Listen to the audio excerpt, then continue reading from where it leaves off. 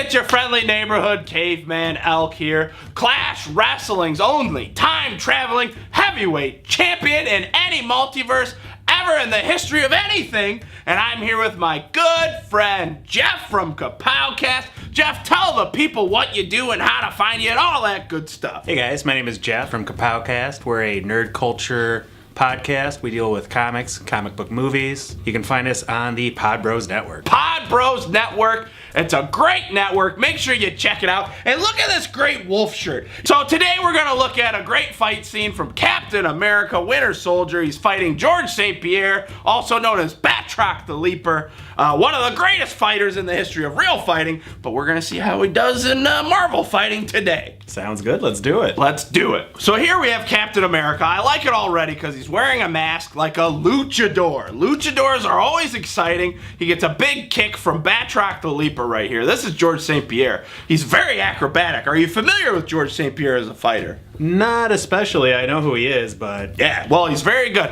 Really funny. He only does wrestling. He likes to wrestle people, but here he's doing flips and kicks and all kinds of goofiness. That isn't even very practical, but it's a movie, so it's got to be entertaining. That's what I hear anyway. And here we've got Captain America. He's got his mighty shield, and I like his shield. A shield is always a good weapon to have, and I'll give you a couple reasons why. Because shields are good for battering ramming people. I said that correctly that time. Boom! You whap them with your arm. You can also pin people down and strangle them, and if you do it good enough, you can cut their heads off. Oh my. And then you take the head as a trophy. So it's awesome. It's a really good weapon to have, and then it's a good protecting weapon. So if somebody comes at you with a big stick, oh, I got my shield. If they try to stab you with a spear, oh, I got my shield. If a saber-toothed tiger tries to jump on you, oh, I got my shield. But then you gotta watch out because saber-toothed tigers don't stop after they attack you. They bite you, they scratch you, they take their big teeth, sink it in your neck, and they kill you, and then they drag you away up into a tree, and then they eat your body later, and then your kids find you and they cry. It never happened to me, but it happened to a good friend of mine. Oh, that's terrible. It is. So here we go. We got more of the fight here. A good kip up by George St. Pierre, some scissors kicks. Doing some roundhouses here. Now, how familiar are you with fighting, Jeff? What do you think of this technique? It looks very, energy intensive. It is very energy intensive. He just jumped up in the air and did a backflip. Do you know how hard that is to do? I've tried it once. Yeah, I've never tried it. That's how hard it is. It takes too much energy. What's less energy and more energy efficient? Throwing a punch. How about a left hook, am I right? Here, oh, he takes his mask off, he reveals his identity. Now, this is where he differs from a luchador. Luchadors never take their masks off. Yeah, did you know El Santo, one of the most famous luchadors ever, he got buried in his mask. Really? I didn't. Yeah, that's how dedicated he was to the legendary masked wrestling in Mexico. And here he looks like a Ninja Turtle. He put his shield on his back. That's probably to stop arrows coming from the hills. That makes sense. So that he can not get shot with the arrows.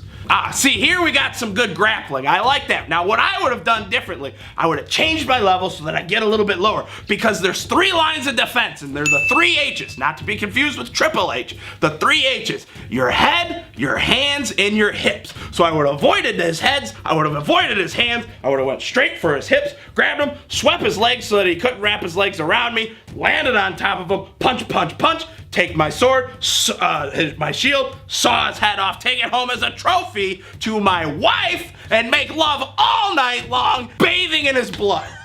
That's what I would have done. Wow, that's not what happened in the movie, though. No, it's not what happened in the movie, but I didn't write it, so that's okay. Well, that was a great fight. I was thoroughly entertained. We got to see some good stuff in it. So what did you learn today, Jeff? What are some of the takeaways? Avoid doing anything that's energy intensive. Exactly. Conserve your energy. And don't be afraid to decapitate your enemy and bring the head home as a trophy. Yes, exactly. Show it off to your wife and kids. The kids really like it. They'll throw quarters into the eyes, and like if you open the mouth, it'll be like a fun bucket game. So that's gonna do it for me today. I'm still the Clash Wrestling Heavyweight Champion, and they're never gonna take that belt off of me. And this is my good friend Jeff from Kapowcast. Make sure you check out their podcast. Make sure you do all that good stuff. Like, share, comment, and subscribe to this video and the channel. And as always, let's hear it for me. You know, I like wolves because they help cavemen. We domesticated wolves. You know, it all started because there was a wild wolf and it had a bad leg, and I grabbed it and I brought it into my cave and I nursed it back to health. And then I ended up having to eat it because we were starving. But for a while, it was a good buddy that we had. Oh, that was you, huh? Yeah, it was me. I started the whole thing. Wow. Yep.